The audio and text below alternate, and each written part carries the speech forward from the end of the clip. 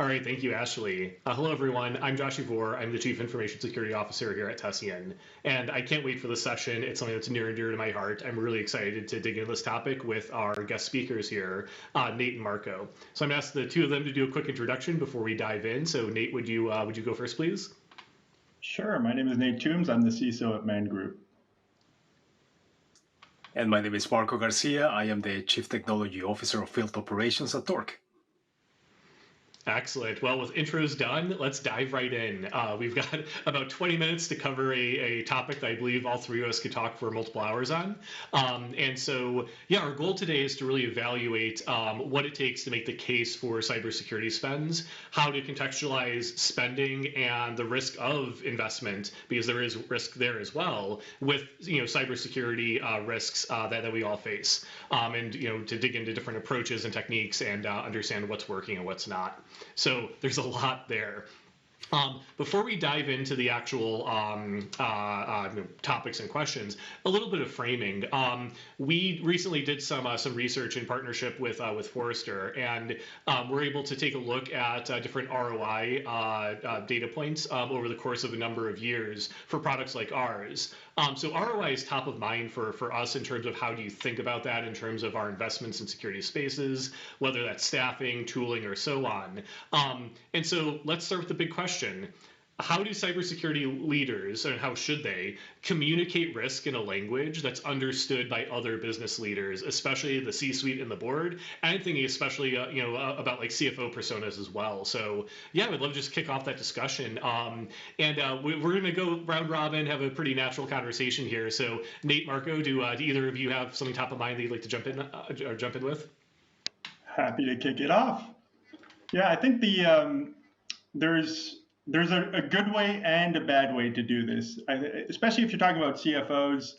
I mean, boards respond to numbers. It's really as simple as that, especially at the C-level with your CFO. Your CFO is used to looking at simple business problems as an equation every day. And so as a CISO, what you're trying to do is you're trying to reduce that abstract security problem to a very narrow financial equation that says, if you invest here, here is the return that we're going to get. So you do that, by starting to quantify your risk, sit down with your key stakeholders, identify gaps that you have, and price what it would take to fill those gaps, to implement new controls. I think that's a high-level overview of a way you could go about doing it. There's also a way that you shouldn't go about doing it, which is nothing sells security quite like fear. And so I think, having worked on the consulting side, I've seen a lot of security organizations pull that lever of panic within the organization and try to get decisions to crystallize through it. And it'll work as a one-off, but it's extremely damaging to that decision-making in the long term. So I'm an advocate of making security boring again. The simpler, more numbers-oriented your pitch, the better. I love it. Marco, what are your thoughts? No, very much along the lines of what Nate said. So risk is a very important quantifier when you're speaking to the C levels, especially like the CFO, like Nate mentioned. When you're speaking to the CFO or the board, they want to see how much do they have to invest on and what is the risk that they're covering upon it. Another key indicator that they want to look at is once they have that investment into it is also ROI. ROI, which is part of an important conversation. Now that I have invested on this, what is the return on investment that I'm getting?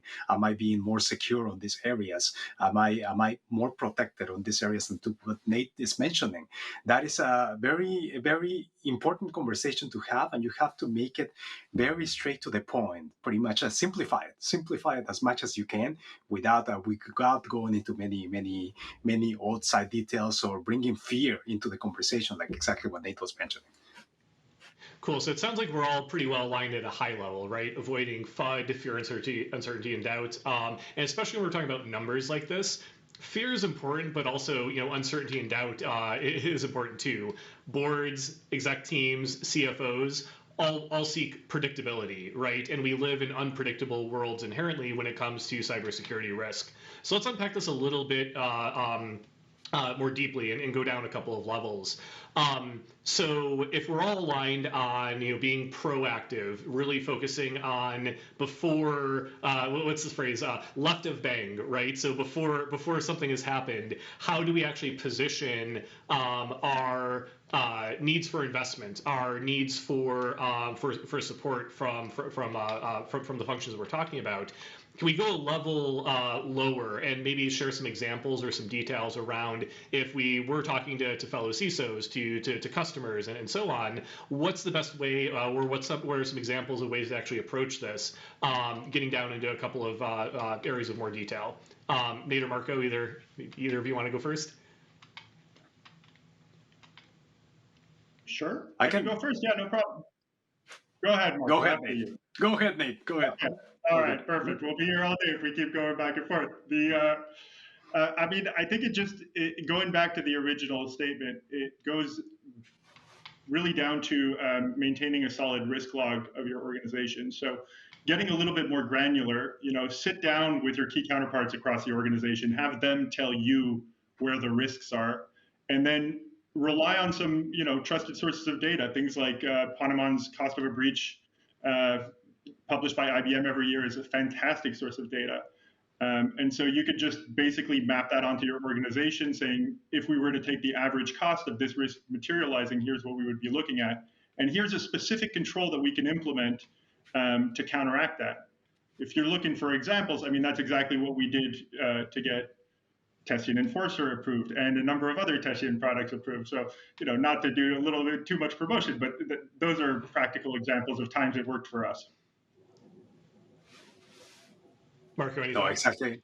And along the lines of what Nate is mentioning, peeling the layers of the onion a little bit is something that we have to do very often with many organizations here at Torq from our side. Is like how do you make the investment in an automation technology, for example? What is that investment going to get you, right? What is that investment going to get you? Is that going to help you simplify risk? And then you start looking at it from a business perspective.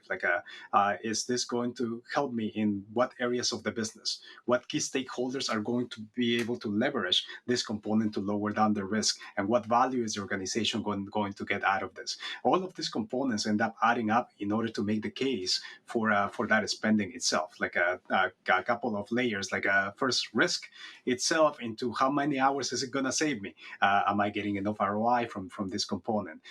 Is this going to make me more secure? And is it going to make me more secure because my analysts are not spending 3 hours doing manual investigations, therefore they are able to respond faster? All of those pieces that come together whenever making the case, and I'm sure you guys, when you present it to the board, these are the things that become important in order to get budget for a cybersecurity spending. Absolutely, and I want to index on something that you just said there, Marco, and kind of play it back in different words. I think when I look across what I see and hear from fellow CISOs, from other security leaders and practitioners, one of the areas where I think we all have struggled, and just as a whole, I think we all can do better, is really approaching this from an outcome-centric perspective first, rather than starting with the dollars in, dollars out in terms of investment, and staying just at that level, really leveling it up and talking about the outcomes. What does it actually do? When we say that it reduces risk, what does it actually mean and how? And making sure that it's actually understandable to these broader audiences who we're trying to convince. Because these audiences don't necessarily, nor should we expect them to understand, hey, we're going to reduce the frequency of the occurrence of externally facing CVSS scores of 9 or above. Great. Yeah. Hopefully they trust us to track those metrics, right? Or things like that. And by the way, I'm not suggesting that those are good metrics necessarily. Don't come after me.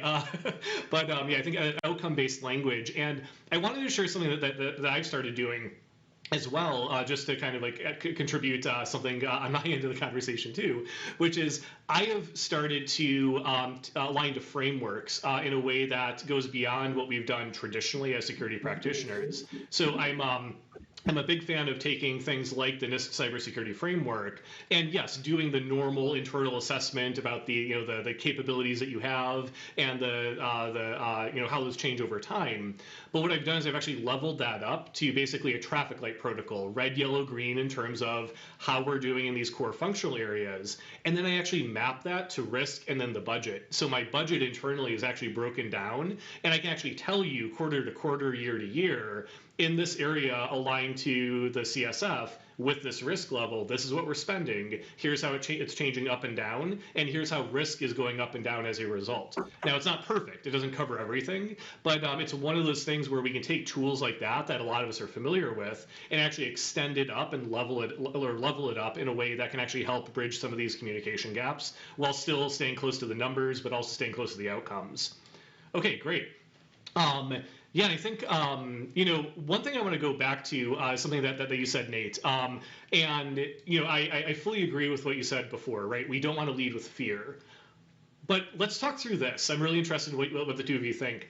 I think we all agreed on that, but we also see that when we get to the right of bang, something bad has happened. How many of the organizations that are impacted all of a sudden have security jobs that are available almost immediately up on their sites? We're seeing a result where there is investment that occurs after something bad happens. So how do we think about that reconciliation? Of course, we don't want to lead with fear, but in those moments where something bad has happened, and hopefully it's not a huge public breach, but in the moments where something has occurred, you've had a near miss, you've had a incident, you've had a breach, what's the best way to approach that as leaders when we're talking about investment and ROI in our programs? And I'll make it easy. Marco, would love to have you go first this time.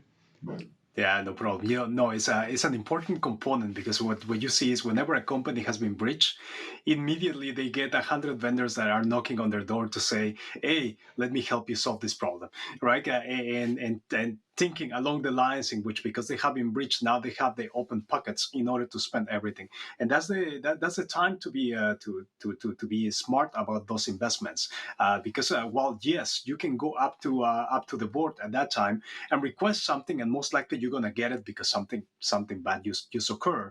No, you have to be smart about those investments that are being made, and no, you start adding more technologies into your mix, making your operations more complex. Therefore, you're saying like the list that you have with with the yellow, green, and red, those don't change by adding more technologies and more vendors. Those will eventually change depending on the operational procedures and all of those things that you invest from that aspect, right? So going back into leading that conversation with fear. Yes, after a breach, most likely many companies will get additional spending, but now it's up to being smart about what you're spending about and not just listening to all the noise that is around it. So going back to the list that you mentioned, Josh, I think that list will come in handy when those components happen, because now you're looking at the areas that they were the most risky areas, and were those risky areas the result of what caused the breach for me, right? Or were other components that I need to invest more on that side? So it's a balance. It's a balance. Many organizations will get more, but now how do you balance what you're gonna get? Right, absolutely, and I think as somebody who's both a practitioner and I've been a practitioner in the security vendor space for a while as well.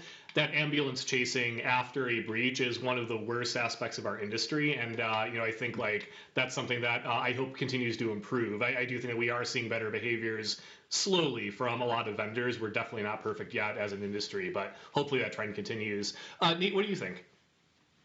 Well, I mean, Marco makes a very good point. I think it's human nature for crisis to be a catalyst for decision making. That's going to happen regardless, right? When something like this happens, people reevaluate some of the decisions that they had made previously, and therefore, regardless of what we do, there will always be increased spend in times of crisis. It's just a question of how much. And the way I think about it is that is a manifestation, increased spend after a breach, of three things. Either a control that you thought was working really well that turns out to not be working really well. And so now you're looking to fill that gap as quickly as possible and then, spend as much as you need to do it. Either it's that you wrong sized one of your risks, so you thought that the frequency of something was much lower than it actually was, or the financial impact was much lower than it actually was. Or more often than not, it's a failure of communication. So going back to the consulting days, so many times I got brought in and I talked to the CISO, and the CISO would tell me, we knew this was going to happen. I said this was going to happen, but the board didn't know, the CEO didn't know, but the CISO knew. So it's not just a question of making sure that you understand your risks, you have the right controls, but it's also making sure that the organization understands what you're doing and sees a value in all of these different controls that you're implementing. Absolutely. And I think it's amazing, but not surprising, how much of this just comes down to what you said, Nate. The simplicity, but also the difficulty around communicating effectively at all levels. I think personally for me, that's an area where every time I've invested, speaking of investment, in training, external partnerships, and so on, that's always been a high ROI for myself personally and for my teams as well. Okay, I think we've got just over 4 minutes left, and so we're going to have like one or two more topics here. Especially these days with larger market conditions top of mind for everyone, whether you're a vendor, whether you're a security leader, a budget owner, it's top of mind for everyone. We've been talking about how to position spending effectively and get the right conversations going around inputs, ROI, and so on. What accountability do we have in this space, and how should we be thinking about that, knowing that we're not the only business leaders who are under this pressure? How do we be good partners to our fellow executives and budget owners, and how do we be good corporate citizens, to use that term? What should we be doing and thinking about within our teams in terms of making sure that we are spending appropriately and holding ourselves accountable to the right outcomes? Marco, we went with you first last time, so Nate, would love to start with you. Yeah, that's an interesting question. I think if you look at the financial services industry, for instance, we are already doing a lot more with far leaner teams today than we were 5 or 10 years ago. If you think of the days of the financial services company with this massive SOC teaming with analysts all swarming over each other to try and resolve a breach, for the most part, that model has dissipated for the most part. And you have smaller, more qualified teams. So what's happened is you've taken all of that tier one analysis work and you've either outsourced it to vendors that have dedicated teams that do that kind of tier one work, or you outsource it to machines, or machine learning and algorithms. So as we walk into this kind of cooler financial temperature, it's just going to be a continuation of what we've already done. We can continue growing the security program, but we're going to have to do it with less, which is the same thing that we've been doing for 10 years. So I don't see this as a massive departure from where we were 3, 4, 5 years ago. Thanks. And Marco, what do you think? No, completely agree with what Nate said. Actually, this is one of the things that we see a lot also in our industry. Like we're in the automation space, right? Automation makes you more efficient from that aspect. So they are looking mostly in order to how do I make this team that is already lean enough get more value out of the technologies that they already have deployed. Now, how am I able to become more secure with the same group of people that I have without tripling my investment on the human power, which is also very hard to explain sometimes. Like, hey, I need 3, 4, 5 more headcounts, right? How do I become smart about those components in order to provide a better outcome from that aspect? And one of the things that you mentioned, Josh, around collaboration with the peers, right, in the same company, in the same organization, right? Visibility is a big piece. It's one of the things that Nate was mentioning on the previous question, right? When a breach happens, if the CISO said that, hey, I knew this was going to happen. I knew this was going to happen, but nobody else knew that was going to happen. Then there's a misalignment in the organization itself, right? Because if there is an alignment that we have this risk, we have these components, we have maybe like a scoreboard of this is what's going on in the company, and everybody's aligned, at least at the senior level, it makes it a lot easier. Everybody's marching towards that same goal, and then if the board is aware, it makes it a lot simpler also to understand. So visibility and alignment in all of those areas is key, especially from a CISO perspective. The cybersecurity space is key. It's like central to everything that's happening in the organization. Absolutely. And so we've, as expected, used up this time with a lot of energy, and we've only scratched the surface, of course. But I think to end, I think this is a good place to kind of reflect, right? Nate, as you were saying, the things that we've been focusing on for a decade plus in terms of trends of how we invest, how we operate as programs, what technologies work, and focusing on efficiency of our investments. That's the name of the game going forward. And Marco, love the thoughts about partnership and collaboration and visibility there. All right, with that, we need to wrap up. Thank you both for joining us today. Really appreciate the conversation. And we're going to hand it back to Ashley now. Thank you very much, Josh. Thank you.